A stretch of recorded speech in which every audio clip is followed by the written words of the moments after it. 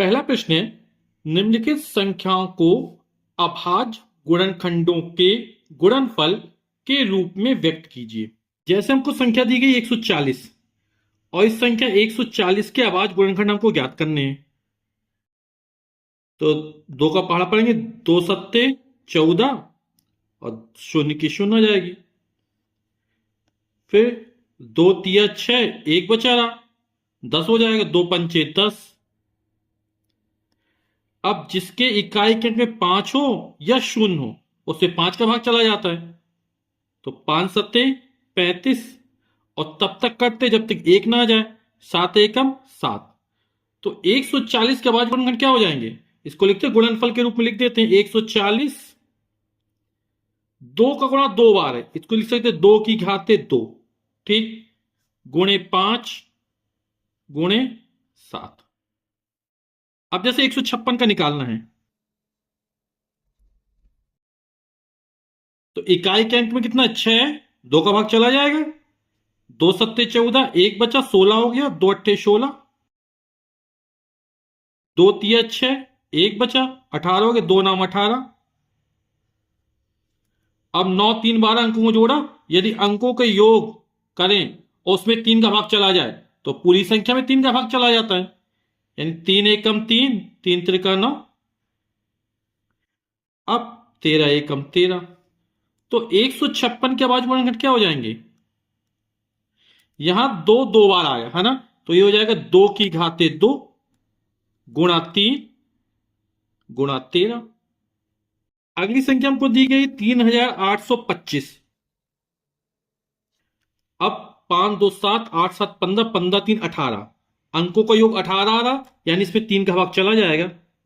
3 एकम 3, 3 दूनी 6, 7 8, 2 बचा, 22 हो गया, 3 शते 21, फिर 1 बचा, 15 हो गया, 3 पांचे 15, 7 5 12, 13 14, 1 15। फिर 3 का भाग चला जाएगा इसमें, क्योंकि अंकों के योग में 3 का भाग चला जाता है। 3 चौके 12, 3 दूनी 6, 1 बचा, 3 पांचे 15, 5 2 7 4 11। अब 3 का भाग नहीं जाएगा। अब जिसकी इकाई के अंक में 0 या 5 हो उससे 5 का भाग चला जाता है। तो 5 अट्ठे 40, 2 बचा, 25 हो गया, 55 25, फिर 5 का भाग चला जाएगा। 5 एकम 5, 3 बचा, 35 हो गया, 5 सत्ते 35। 17 अभाज्य संख्या है तो 17 में 17 के बाद 17 एकम 17। तो 3825 के जो अभाज्य गुणनखंड निकले वो क्या निकले? 3 2 बार है, यानी इसको लिख सकते 3 की घाते 2 गुणा 5 भी 2 बार है, यानी 5 की घाते 2 गुणा 17 एक बार 17 की घाते 1, यानी 17। अगली संख्या हमारी 5005। 5 5 10, तो इसमें 3 का भाग नहीं जाएगा। इकाई के अंक में 5 है तो 2 का भाग भी नहीं जाएगा, 5 का भाग सीधे जाएगा।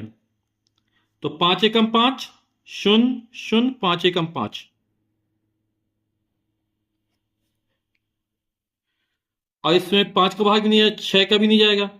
7 का भाग देखते हैं, 7 एकम 7, 3 बचा, 7 चौक 28, 29 30, 7 हाँ तो 7 का भाग चला जाएगा। तो 7 एकम 7, 3 बचा, 30 हो जाएगा, 7 चौक 28, 29 30, 2 बचा, 7 तिया 21। 143 में 11 का भाग चला जाता है। 11 एकम 11, 3 बचेगा, 33 हो जाएगा, 11 तिया 33। अब 13 अभाज्य संख्या, इसमें 13 में 13 का भाग जाएगा। तो 5005 के जो अभाज्य गुणनखंड निकले वो हमारे निकले 5, सबकी एक एक बार 5 गुणा 7 गुणे 11 गुणे 13, यही हमारा आंसर हो जाएगा। अब 7429 के अभाज्य गुणनखंड ज्ञात करने हैं। तो इसको हम देखेंगे तो इसमें 1 से लेकर 16 तक किसी का भाग नहीं जाता, सीधे 17 का भाग जाता। तो 17 का भाग करके देखते हैं। 17 एक हमारी अभाज्य संख्या है। 17 कम 17, 17 34, 17 51, 17 चौक 68, 17 85 ज्यादा हो जाएगा, 17 चौक 68, कितना बचा? 68 69 70 4 74, 6 बचा, 62 हो जाएगा। 17 कम 17, 17 34, 17 51, 17 चौक 68 ज्यादा हो, 17 51, कितना बचा? 11 बचा रहेगा। फिर 9 119 हो जाएगा। 17 सत्ते 119। अब इसमें 19 का भाग जाएगा। 19 से कम 19, 19 दूनी 38, 19 तिया 57, ज्यादा हो जाए, 19 दूनी 38, 39 40, 3 तेरे 5 बचा, 57 हो गया।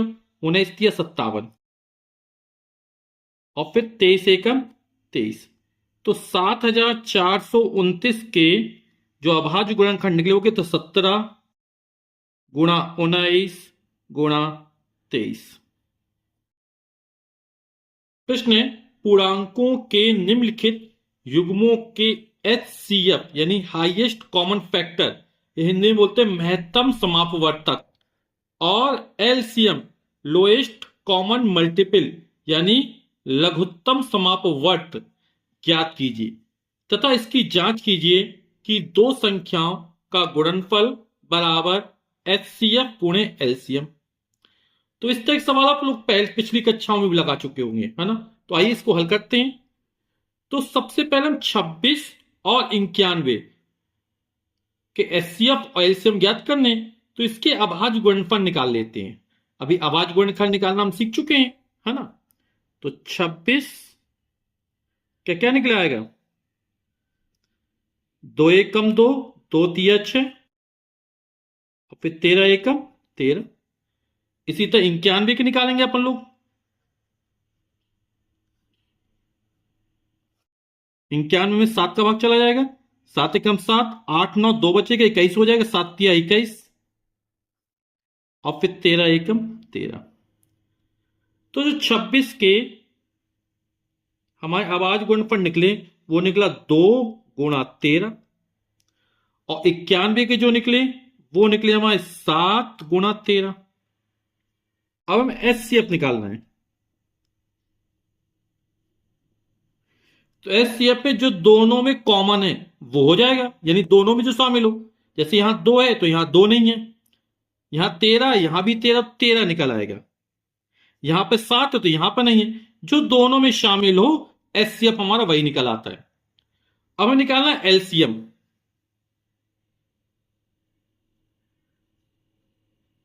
अब 2 यहां पर है, 2 नहीं है तो 2 लिख देंगे। फिर यहां पर 13 है, यहां पर 13, तो उभयनिष्ठ जो आता दोनों में शामिल हो, है ना। जैसे दोनों में शामिल तो उसको एक ही बार लिखेंगे। यहां पर जो लिखते हो अधिकतम बार लिखते हैं। 13 एक बार और होता है, इसमें इसमें नहीं होता, तो अधिकतम बार लिखा जाता है। अगले प्रश्न में आप समझ जाएंगे। फिर 7 है तो 7 रह जाएगा। यानी आप इस तरह समझ सकते हैं कि जैसे 13 उभयनिष्ठ है दोनों में, तो 13 एक बार आया, और बाकी जितनी भी संख्याएं रह जाती हैं उन सबको यहां पर लिख दिया जाता है। अब गुणा कर देते हैं। तो 13 सत्ते 91, तो हो जाएगा 2 गुणा 91, और 91 में जब 2 का गुणा करेंगे तो कितना निकल आएगा? 2 एकम 2, 2 9 18, 182। तो एलसीएम निकला हमारा 182। अब कह रहा है इसकी जांच कीजिए कि दो संख्याओं का गुणनफल जो होगा वो एचसीएफ गुणे एलसीएम आना चाहिए। तो दो संख्याओं का गुणनफल निकालते हैं पहले। अब दो संख्याओं का गुणनफल, और दो संख्या में कौन सी? 26 थी और 91 थी, यानी 26 गुणा 91 करना है अपन को। और जब 26 में 91 गुणा किया जाएगा तो आएगा 2366। अब एचसीएफ गुणे एलसीएम, एचसीएफ गुणे एलसीएम करना है। तो एचसीएफ हमारा 13 है और एलसीएम 182 है। 13 दूनी 26 की 6 लगी 2, 13 8 104, और 2 106 की 6 हाथ से लगी 10, 13 कम 13 और 10 23। तो ये भी 2366 निकला है। यानी दो संख्याओं को जो गुणनफल है वो किसके बराबर है? एचसीएफ गुणे एलसीएम। अर्थात दो संख्याओं को गुणनफल जो निकला वो एचसीएफ गुणे एलसीएम। और इसको आप सूत्र की तरह भी प्रयोग कर सकते हैं। ये हमारा सूत्र है कि दो संख्या गुणनफल बराबर कितना होगा? एचसीएफ गुणे एलसीएम के। तो इसका हमने ये फर्स्ट पार्ट लगा लिया। अब सेकंड में 510 और 92 का निकालते हैं अपन लोग। तो 510 के अभाज्य गुणनखंड ज्ञात करते हैं। इकाई के अंक में 0, 2 का भाग चला जाएगा, 2 दूनी 4, 1 बचा, 11 हो गया, 2 पंचे 10, फिर एक बचा, 2 पंचे 10, 5 5 10 और 2 12, 3 का भाग भी चला जाएगा, 3 8 24, एक बचा, 15 हो गया, 3 5 15। अब 3 का भाग नहीं जाएगा, 4 का 5 का भाग जाएगा, क्योंकि इकाई के अंक में कितना है, 5 है। तो 5 एकम 5, 3 बचा, 5 7 35, और 17 हमारी आभास संख्या है, तो 17 में 17 का भाग जाएगा, 17 एकम 17। इसी तरह 92 का निकाल लेते हैं अपन लोग। 2 चौके 8, एक बचा, 2 छक्का 12, फिर 2 का चला जाएगा, क्योंकि इकाई के अंक में 6 है। इकाई के अंक में है 0 2 4 6 8 हो, तो उसमें 2 का भाग पूरा पूरा चला जाता है, तो 2 दूनी 4, 2 तिया 6, 23 हमारी आभास संख्या आ गई, तो 23 एकम 23। तो जो 510 है उसके अभाज्य गुणनफल क्या निकले हमारे, 2 गुणा 3 गुणा 5 गुणे 17। और 92 के अभाज्य गुणनफल क्या निकले, 2 की घात कितनी है, 2 है, 2 का गुणा 2 बार है, यानी 2 की घात 2 हो जाएगा, गुणा 23। यहां पे हम 2 की घात 1 मान सकते हैं, ठीक है, यहां 2 की घात 2 है। तो जब हम एचसीएफ निकालेंगे तो एचसीएफ में वो वाला पद लिया है जिसमें घात न्यूनतम हो, जैसे 2 की घात 2 है, यहां 2 की घात 1 है, तो 2 की घात 1 लेंगे, यानी 2 लिख सकते इसको, ठीक है। और कोई कॉमन तो है नहीं है, क्योंकि यहां 3 है, यहां 3 नहीं है, 23 है तो यहां नहीं है, तो जो उभयनिष्ठ निकला तो उसमें कम घात वाला लेंगे, जैसे 2 की घात 1, ये 2 की घात 2 है, तो 2 की घात 1 हमारा हो जाएगा एचसीएफ, 2 की घात 1 यानी 2। या ऐसा समझ सकते 2 गुणा 2 होता, तो 2 1 इसमें भी है, 2 1 इसमें भी है, तो 2 निकलेगा, यानी जो दोनों में कॉमन हो। यदि यहां 2 होते 2 ठो, तो 2 की घात 2 निकल आता। आप लोग समझ रहे होंगे। अब एलसीएम निकालना है। एलसीएम में क्या अधिकतम बार लिखते हैं, जैसे 2 की घात 1 है, यहां 2 की घात 2 है, तो 2 की घात 2 लिखेंगे अधिकतम बार, फिर बाकी जो पद रह जाते वो लिख देते। यहां पर जो उभयनिष्ठ है, जैसे 2 उभयनिष्ठ है, तो अधिकतम घात कितनी है, 2 है, तो अधिकतम घात लिख दी अपन ने, मैक्सिमम, है ना। फिर 3 रह गया, 3 को लिख देंगे, फिर 5 रह गया, 5 को लिख देंगे, फिर 17 रह गया, 17 को लिख देंगे, फिर 23 रह गया, 23 को लिख देंगे। 2 की घात 2 यानी 4 गुणा 5 तिया 15 हो जाएगा। 17 में 23 का 17 51 की 1 हाथ लगी 5, 17 दूनी 34, और 34 में 5 जोड़ेंगे तो हो जाएगा 39, ठीक। ये हो गया 15 चौक 60, तो हो जाएगा 60 गुणे 391, और गुणा कर दे तो एलसीएम निकल आएगा, 0 हो जाएगा, 6 एकम 6, 6 नामे 54 की 4 हाथ लगी 5, 6 3 18, 18 5 23, तो निकला 23,460, जो वो एलसीएम निकल आया। अब हमें चेक करना है क्या संख्याओं का जो गुणनफल है वो एचसीएफ और एलसीएम के गुणनफल के बराबर मिल रहा है, हमको नहीं मिल रहा है। तो दो संख्याओं गुणनफल, संख्या को कौन सी दी गई है, 510 और 92, तो 510 में 92 को गुणा करते हैं,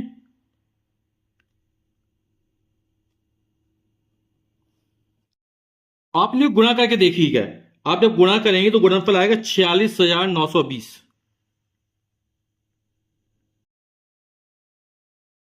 हम निकालेंगे एचसीएफ गुणे एलसीएम।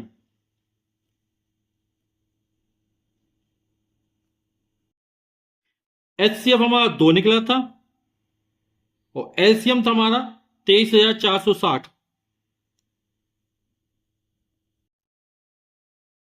गुणा कर देते हैं, 2 शून्य 2 छक्के 22, 2 हाथ लगी 1, 2 चौके 8 और 1 9, 2 तिया 6, 2 दूनी 4, तो 46,920 इसमें भी आ गया, इसमें भी आ गया। यानी हम लिख सकते हैं कि दो संख्याओं का जो गुणनफल होता है वो किसके बराबर है, एचसीएफ गुणे एलसीएम। अतः दो संख्याओं का गुणनफल जो निकला वो किसके बराबर है, एचसीएफ गुणे एलसीएम। अब थर्ड पार्ट 336 और 54 इसी तय करेंगे, है ना। तो 336 के अभाज्य गुणनखंड ज्ञात करते हैं, तो 2 एकम 2, एक बचा 13 हो जाएगा, 2 छक्का 12, फिर एक बचा 16 हो गया, 2 अट्ठे 16, फिर 2 अट्ठे 16, 2 चौके 8, फिर 2 का भाग चला जाएगा, दो चौके 8, दो दूनी 4, फिर दो का भाग चला जाएगा, दो दूनी 4, दो एकम 2, अब 3 का जाएगा, 3 7 21, और फिर 7 एकम 7। इसी तरह 54 में याद करते हैं, दो दूनी 4, एक बचा, दो सत्ते 14, अब 3 नाम 27, 3 त्रिका 9, और 3 एकम 3। तो 336 के जो अभाज्य गुणनखंड निकले वो क्या निकले? दो, एक, दो, तीन, चार बार है। दो कितनी बार? एक, दो, तीन, चार बार है, यानी क्या हो जाएगा? 2 की घाते 4, फिर गुणा 3 गुणा 7, और 54 क्या निकले अभाज्य गुणनखंड? यहां दो एक बार है, यानी 2 की घाते 1, और फिर 3 कितने में? 1 2 3 बार है, यानी 3 की घाते 3। तो HCF अपन को निकालना है, हाईएस्ट कॉमन फैक्टर, महत्तम समापवर्तक। हमने क्या बताया? जो दोनों में शामिल हो उसकी न्यूनतम घात लिखेंगे। जैसे यहां 2 की घात 1 है, यहां 2 की घात 4, दो दोनों में शामिल है, तो न्यूनतम कितनी बार है? एक बार है 2 की घात 1, तो 2 की घात 1 आ जाएगा, गुणा 3 को 3 की घात 1 लिख सकते हैं, तो 3 की घात 1 और 3 की घात 3, कम कौन है? 3 की घात 1 है, तो 3 की घात 1 आ जाएगा। ठीक, 2 की घात 1 यानी 2, 3 की घात 1 यानी 3, 2 तिया 6, तो एचसीएफ निकला वो 6 निकला। ठीक, एलसीएम यहां पर 2 की घात 1 या 2 की घात 4, तो यहां अधिकतम बार लिखेंगे, जो कॉमन है वो क्या वाला लिखा? अधिकतम बार। तो यहां पे अधिकतम क्या है? मैक्सिमम 2 की घात 4, फिर 3 की घात 1 है, यहां 3 की घात 3 है, अधिकतम कितनी बार? 3 बार है, तो 3 की घात 3 आएगा। अब जो रह गए उसको लिख देते, 7 रह गया, 7 को लिख देते। तो जो कॉमन निकला, जो दोनों में शामिल है, तो उसकी जो अधिकतम घात होगी वो एलसीएम में जाएगी। तो 2 की घात 4, 2 दूनी 4 दूनी 8 दूनी 16 हो जाएगा, 3 की घात 3 यानी 3 का 3 बार होगा, 3 त्रिका 9 तिया 27 गुणा 7, 16 सत्ते 112 हो जाएगा, गुणे 27, 27 दूनी 54 की 4, हाथ लगी 5, 27 के हम 27, 27 3 30 2 32 की 2 हाथ लगी 3, 27 से 27 और 3 30, तो हमारा निकला है 3024। एलसीएम निकला, एचसीएफ हमारा 6 निकला। अब क्या करना है? दो संख्याओं का गुणनफल करना है जो दी गई है, 336 और 54, और देखना है वो एचसीएफ और एलसीएम के गुणनफल के बराबर है कि नहीं है। तो दो संख्याओं का गुणनफल, संख्या 336 है और दूसरी संख्या 54 है, इन दोनों गुणा करेंगे। आप लोग गुणा करके देखिएगा, इसका जो गुणनफल निकले वो आएगा 18,144। अब हमें एचसीएफ गुणे एलसीएम ज्ञात करना है। एचसीएफ हमारा कितना निकला? 6 निकला। एलसीएम कितना निकला? 3024 निकला। इसमें गुणा कर 6 चौके 24 की 4, हाथ लगी 2, 6 दूनी 12, हासिल के 2, 14 की 4, हासिल लगी 1, 6 शून्य शून्य, हासिल का 1, और 6 त्रिक 18, तो इसमें 18,144 आ गया। यानी दो संख्याओं का जो गुणनफल होगा वो एचसीएफ गुणे एलसीएम होगा। अतः दो संख्याओं का गुणनफल बराबर एचसीएफ गुणा एलसीएम। अभाज्य गुणनखंडन विधि द्वारा निम्नलिखित पूर्णांकों के एचसीएफ और एलसीएम ज्ञात कीजिए। अभी पिछले सवाल तक हमको जो दो संख्याएं दी गई थी, है ना, अब यहां पर 3 संख्याएं आ गई हैं, है ना। हम जैसे पिछले सवालों को हल किया था उसी तरह इन सवालों को भी हल करेंगे। तो पहला प्रश्न हल करते हैं, इसका फर्स्ट पार्ट। तो 12, 15 और 21, इसके हम अभाज्य गुणनखंड ज्ञात कर लेते हैं।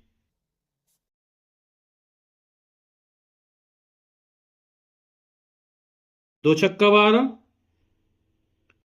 दो तिया 6, 3 एकम 3, इस तरह 15 ज्ञात कर लेते हैं। 3 पांचे 15, 5 एकम 5, 21 में 3 का भाग, 3 7 21, 7 एकम 7। तो 12 के अभाज्य गुणनखंड क्या निकले? 2 की घात 2, 2 का 2 बार गुणा है, गुणे 3, या 3 की घात 1 लिख सकते हैं। 15 क्या निकला? 3 गुणा 5। और 21 की क्या निकली? 3 गुणा 7। ठीक। अब हमारा जो एचसीएफ होगा वो क्या निकलेगा? तो एचसीएफ क्या होगा?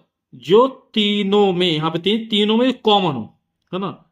और यदि घात हो तो न्यूनतम घात हो, कम से कम घात हो। जैसे 2 की घात 2 है यहां पर, यहां 2 तो है ही नहीं, तो हट गया। यहां 3 है, यहां 3 है, 3 एक ही बार है ना, तो निकल आएगा 3। क्योंकि यहां 5 है तो यहां 5 नहीं, यहां 7 तो यहां 7 नहीं। क्या हो? जो तीन संख्या तीनों में उभयनिष्ठ हो, और यदि घात मिल रहा है तो घात कम से कम होनी चाहिए। तो हमारा एचसीएफ निकला है 3। एलसीएम कितना निकलता है? यहां 2 की घात 2 अधिकतम बार लिखते हैं, 2 की घात 2 लिख दिया। फिर 3 सब में कॉमन, 3 एक ही बार लिखा जाएगा। फिर 5 रह गया, 5 लिखते हैं। और फिर 7 रह गया, 7 लिख देते हैं। 2 की घात 2 यानी 2 दूनी 4, 4 तिया 12, 12 पंचे 60 हो जाएगा, गुणा 7, और 7 छंग 42, 420। तो जो एलसीएम निकला वो 420 निकला। एचसीएफ जो निकला वो हमारा 3 निकला। अब सेकंड पार्ट इसका हल करते हैं। 17, 23 और 29 के लिए निकालते हैं। तो 17, 23 और 29 के लिए निकालना है। तो 17 हमारी एक अभाज्य संख्या है ना, तो इसको क्या लिख सकते हैं? 1 गुणे 17 लिख सकते हैं। 23 को क्या लिख सकते हैं? 1 गुणा 23 लिख सकते हैं। 29 क्या लिख सकते हैं? 1 गुणा 29 लिख सकते हैं। क्योंकि कोई भी संख्या लें, सभी में 1 का गुणा निश्चित होता है। 0 एकम 0, है ना। 23 एकम 23, 25 एकम 25, 29 एकम 29, यानी 1 सभी संख्याओं में निश्चित रूप से गुणनफल के रूप में शामिल रहता है। तो यहां पर अपन क्या एचसीएफ ज्ञात करना है। तो एचसीएफ सब में 1 है ना। तो यहां पर जो मासा निकल आएगा वो 1 निकल आएगा, है ना। क्योंकि 1 जो होता है वो प्रत्येक संख्या का अपवर्तक होता है। और जब संख्याएं सहभाज्य होती हैं तो उसका जो महत्तम समापवर्तक निकलता है वो हमेशा 1 निकलता है। अब हमें एलसीएम निकालना है इसका, तो एलसीएम कितना निकल आएगा? तो 1 तो सब में शामिल, 17 गुणा 23 गुणा 29। और 17, 23 और 29 का जब गुणा करेंगे, आप गुणा करके देखिएगा कितना निकलेगा। इनके 11,339। तो यही हमारा आंसर हो जाएगा। थर्ड पार्ट में हमको 8, 9 और 25 का एचसीएफ और एलसीएम निकालना है। तो 8 के अभाज्य गुणनखंड ज्ञात कर लेते हैं। 2 चौके 8, 2 दूनी 4, फिर 2 एकम 2, 9 के निकलाएंगे। 3 तिरका 9, फिर 3 एकम 3, और 25 में निकलेगा 5 25, 5 एकम 5। तो यहां पे 8 के अभाज्य गुणनफल क्या लिखेंगे? 2 का 3 बा गुणा, 2 की घात 3 हो जाएगा। 9 का निकलेगा 3 की घात 2 हो जाएगा ये। और 25 का निकलेगा 5 की घात 2। तो यहां पे एचसीएफ कितना निकल आएगा? एचसीएफ जो होगा वो तीनों में शामिल, यहां 2 की घात, यहां 3 की घात, यहां 5 की घात है। यानी सब में 1 का गुणा निश्चित होगा। हम 1 को इसको लिख देते 1 गुणा, क्योंकि 1 प्रत्येक संख्या का अपवर्तक होती है। और यदि संख्या सहअभाज्य है तो उसका महत्तम समापवर्तक जो निकलता है वो हमेशा 1 निकलता है। तो एचसीएफ कितना निकलेगा? 1, क्योंकि 1 यहां पर सभी में कॉमन है। अब एलसीएम कितना निकलेगा? तो सब लिख देते, ये 8 की 8, 2 की 8 3 यानी 8 हो जाएगा। ये 3 की हाथ 2 यानी 9 हो जाएगा। और 5 की हाथ 2 यानी 25 हो जाएगा। तो 25 अट्ठे 200, और 2 9 18, यानी 1800 होगा, वो एलसीएम निकल आएगा। तो यही हमारा क्या हो जाएगा? आंसर हो जाएगा। एचसीएफ दो संख्या 306 और 657, इसके जो एचसीएफ है वो 9 दिया गया, हमको निकालना है, इसने दे दिया है सवाल ने। एलसीएम ज्ञात कीजिए। और संख्या 306 और 657 है, यानी संख्याएं वही है हमारी, है ना। एचसीएफ हमको दिया गया है, एलसीएम हमको ज्ञात करना है। तो अभी हमने पिछले सवाल में पढ़ा था, है ना, कि HCF गुणा LCM वो किसके बराबर होता है? दो संख्याओं के गुणनफल के। सूत्र हमारा क्या था कि दो संख्याओं का गुणनफल बराबर HCF गुणे LCM। तो दी गई दो संख्या कौन सी है? 306 और 657। तो 306 हो गया और 657, ये दो संख्याएं। HCF हमको 9 दिया गया है, LCM का मान हमको ज्ञात करना है। अभी चर्चा की सूत्र की दो संख्याओं का गुणनफल जो होता है वो HCF गुणे LCM। तो दो संख्या में 306 गुणे 657 बराबर HCF हमको 9 दिया गया है, LCM हमको ज्ञात करना है। तो LCM का मान निकालें, 9 इसके नीचे आ जाएगा, तो हो जाएगा LCM बराबर हो जाएगा 306 गुणे 657 और बटे में आ जाएगा 9। तो 9 का भाग करें, 9 तिया 27, 3 बचा, 36 हो गया, 9 चौके 36, 9 एकम 9, ये 34 आ जाएगा। यहां बचा 657। अब 34 में 657 गुणा करना है, तो आप इसका गुणा कीजिएगा। मैं इसका डायरेक्ट आंसर देता हूं। तो इसका जो उत्तर निकलेगा वो निकलेगा 22,338। यही आंसर हो जाएगा।